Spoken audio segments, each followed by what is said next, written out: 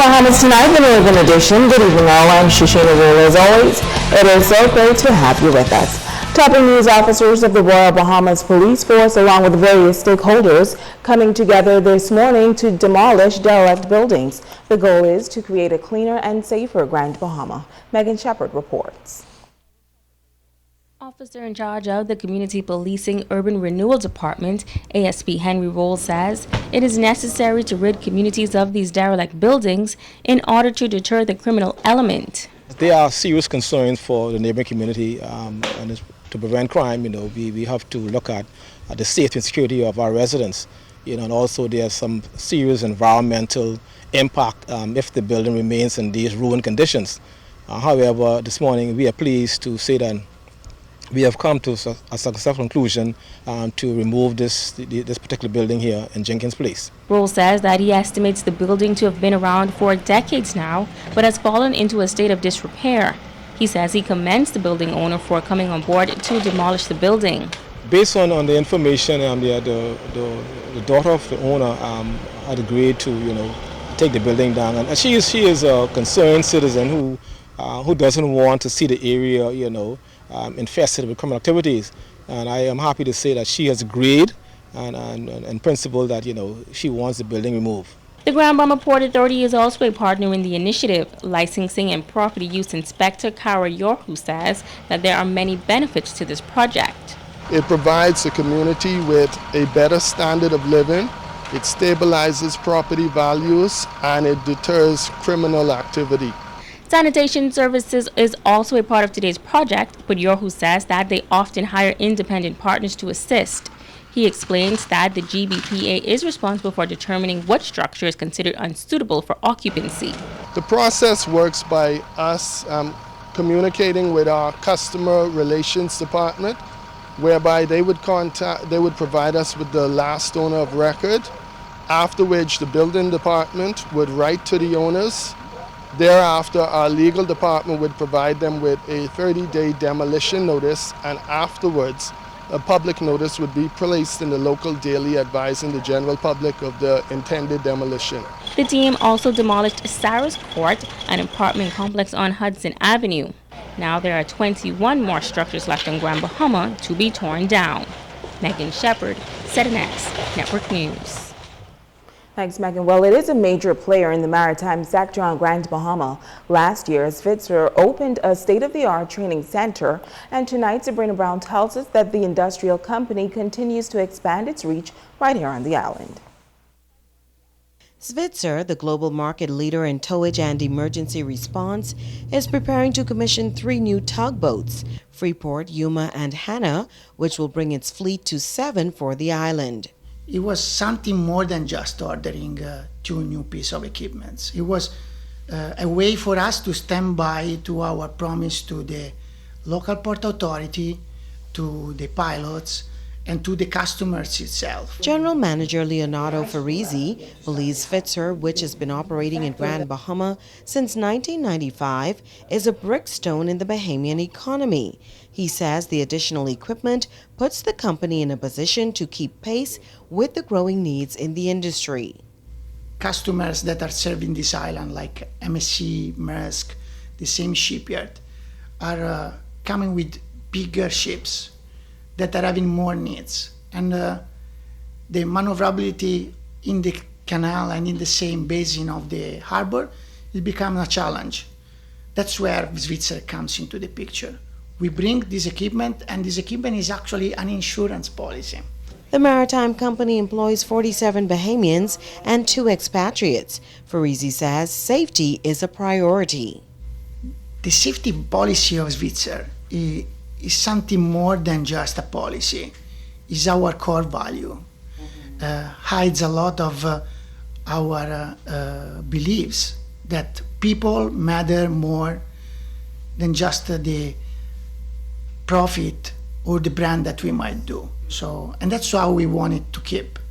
We really understand that one single incident in one remote area that belongs to Svitzer will jeopardize all the rest. Sabrina Brown, ZNS Network News. Meantime, Caribbean Pavement Solutions, a subsidiary of the Bahama Striping Group of companies, celebrating its official launch. Kimberly Mullings has the details.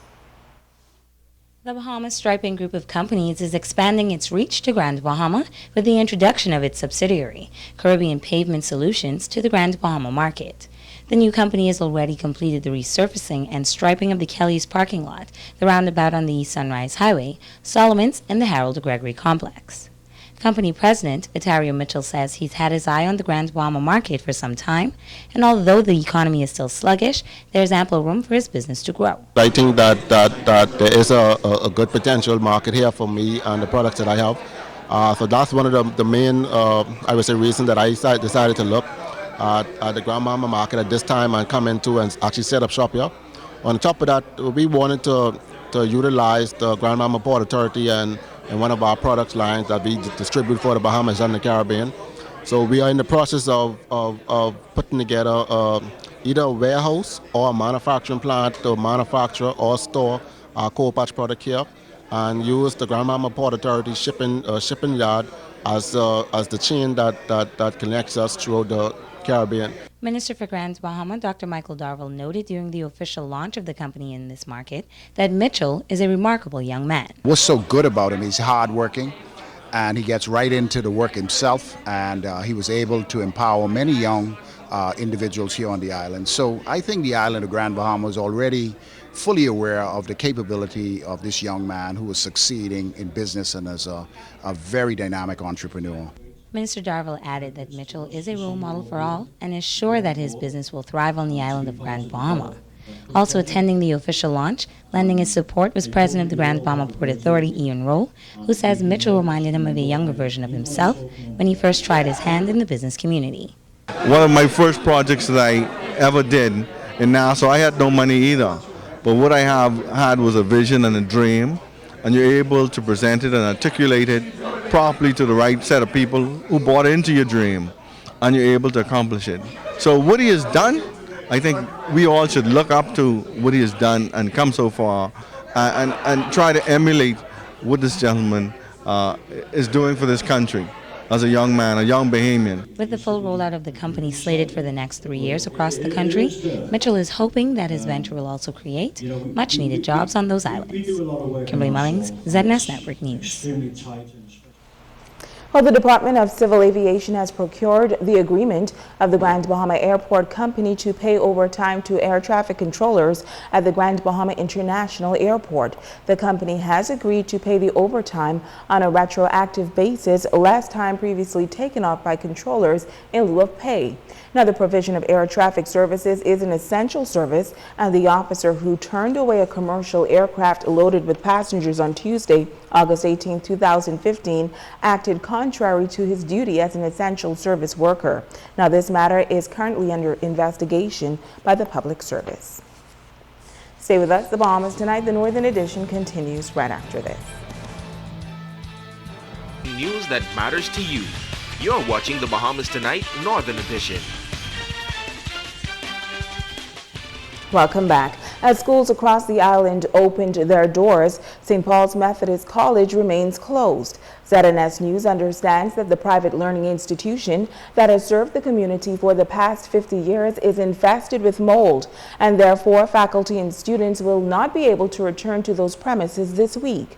Now, St. Paul's Methodist College issued a statement Tuesday afternoon noting that the school is set to undergo major repairs and renovation in light of structural and environmental concerns.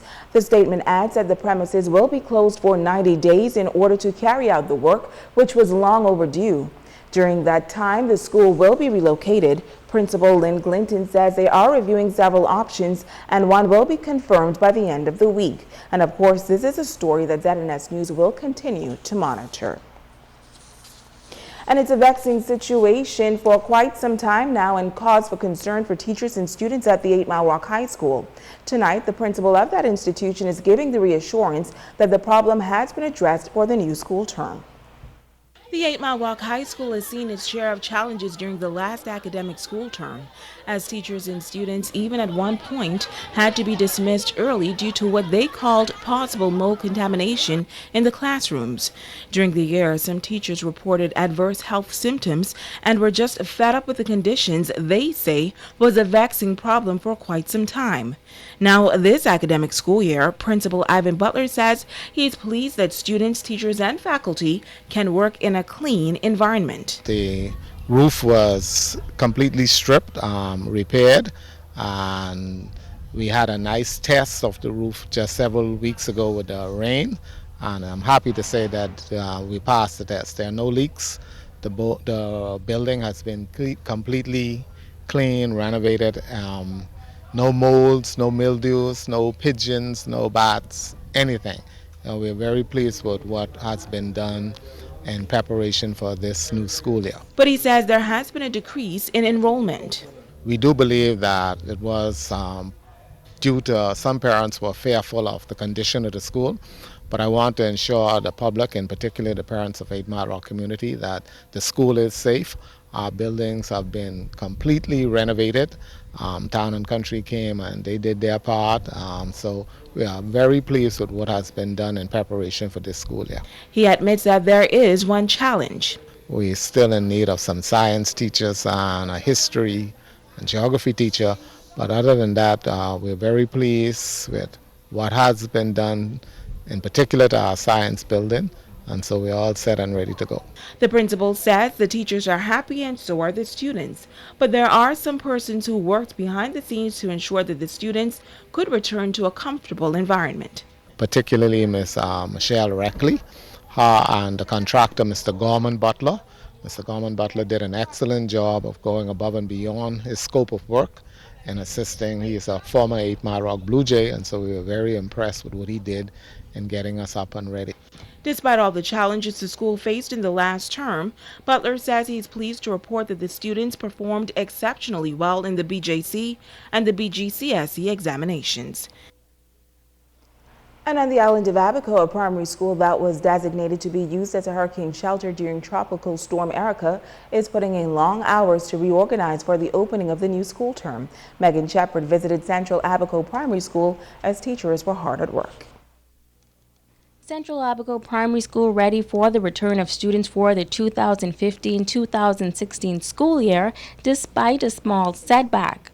Principal Patrice Moxie says that the preparations were already completed, but thanks to Tropical Storm Erica, the classrooms had to be stripped bare. However, Erica was traveling there and it put us back because this school is one of the schools that are used as a shelter.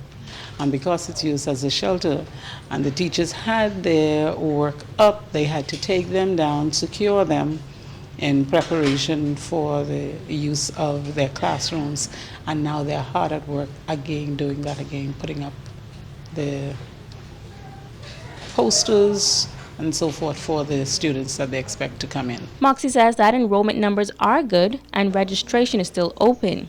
This year, the school's principal has high expectations for her students. We're expecting to raise the literacy and numeracy level of our students. We're looking forward to having better communication with our parents and more parent involvement with our students for this new school year. Now, as well as academics, the school also plans to focus on the continued development of its athletes. Sports, as you're saying, we're always looking forward to the sports because our students, we have some very athletic students.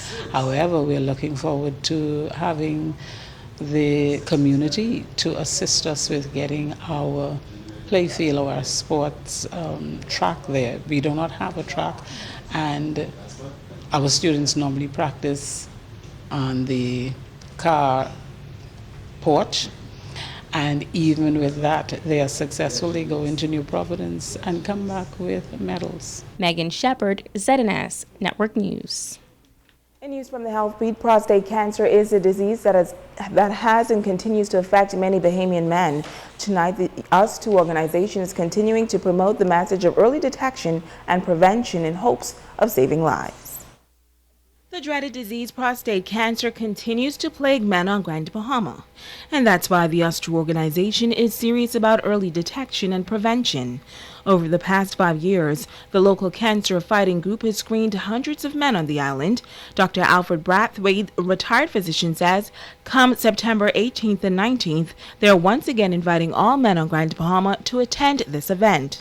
It is very likely that one will die from the prostate cancer if one was to wait for the development of symptoms. So what is being offered by us too, and of course by other agencies, is an early detection, a detection prior to the onset of, long before the appearance of symptoms. Then of course with early detection, treatment is more effective and one can live the rest of their life prostate cancer free. Cancer survivor Don Mitchell says the annual screening, which also includes glucose and pressure testing, has helped hundreds of men on the island. Some of the men they screened last year, they sent directly to the hospital. As a result of our organized screening, they send men directly to the hospital. These men, they have followed since then, and Sister Clark, who is in charge of this division, just told me 2 weeks ago that all of those men are doing very well.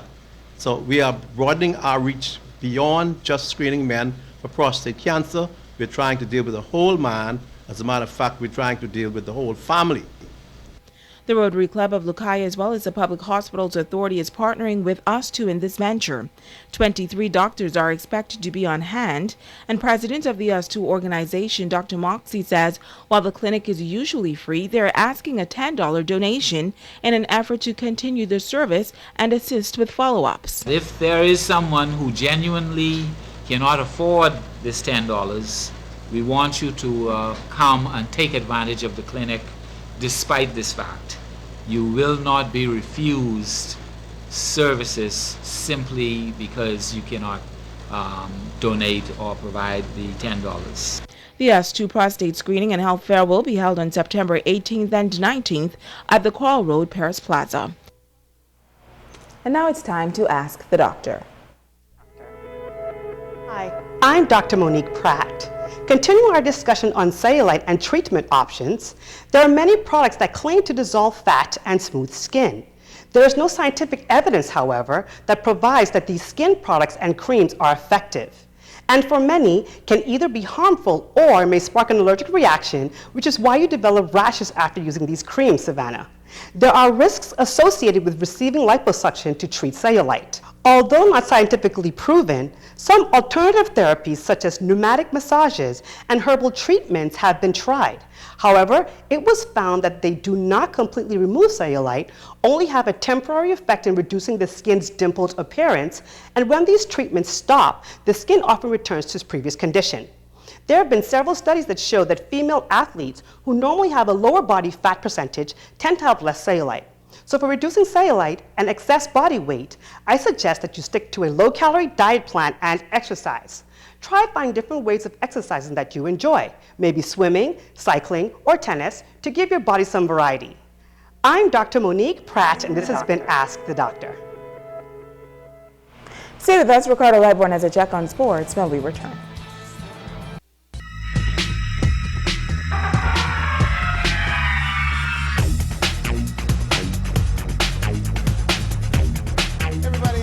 Sports and Ricardo Lightborn tonight. This one goes out to Val Smith. Yes, Yoshina Roll forgot your birthday, Val. Ain't me, baby. Here we go. Little League Baseball was a competitive one on Grand Bahama, hosted by the BBF Nationals and also the Summer Festival. It's an indication that baseball, you know, has no walls. The Little League Baseball season on Grand Bahama was one to marvel at this year at all the divisions. The Grand Bahama Little League, Legacy Baseball, and Rising Stars gave sluggers and fans much to look forward to next baseball season. K. Brian Hanna, coach of the Pelican Bay Flyers, said the Grand Bahama Power Baseball Festival was the staging point for our players at all levels. Inviting these guys down from Florida, and they bring really a positive energy here, and exposing our kids to a way of life and a different level of baseball. And I think that's going to take our baseball federates, the baseball league, and everything to another level.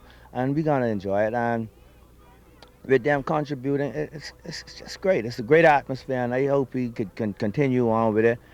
Pelican Bay did a great job in starting this off, and if we could take this on and keep it going, we can maybe get more teams here and start getting these kids recognized here in Florida right here.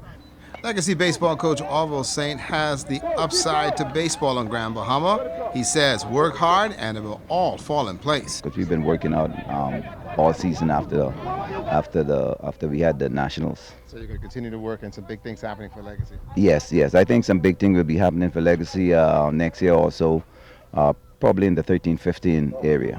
The game of baseball is universal, and regardless of the organization, whether it's Legacy, Grand Bahama Little League, or Rising Stars, the development of the player should be the first priority. And the Grand Bahama Softball Association got a couple games for you tonight, folks. So they got West End and BUT crossing the line at about 7 o'clock. That'll be followed by Tenors and Hugo Braves, and Cooper's Destroyers and Port Authority will play. It's all fast pitch, the slow pitch, some pitch. Anyhow, softball on Grand Bahama. Anyhow, you get the picture, right? All right, that's sports.